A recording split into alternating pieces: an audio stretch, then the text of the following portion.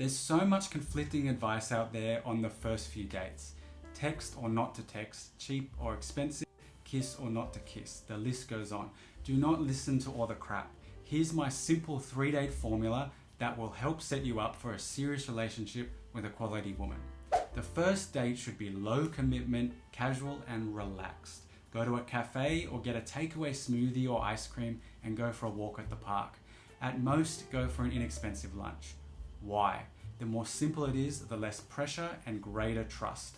Most guys have trouble getting past the first stage, which is actually meeting her. So set the location nearer to her when in doubt and the time. The goal of the first date is to simply find out what she likes and identify her core values.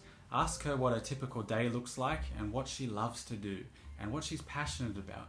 Do not talk about work, and you also want to be asking most of the questions. Just let her talk, that's all you gotta do. Do not kiss or escalate. Genuinely think after the date if she meets your standards for a girlfriend and if you want to see her again. If you do, then set up the second date. On this one, you want to do an activity on the second date where you can interact, compete, and have fun. It makes her feel like you guys did something together, and it's also much more fun than a dinner. For example, hiking, go to the gym, swimming, go to the beach, mini golf, arcades, or simply invite her along to an activity you already do. If she flakes, it doesn't matter, you're going to do it anyway. Bonus tip for the second date, make it a surprise. Just tell her where to meet you and what to wear.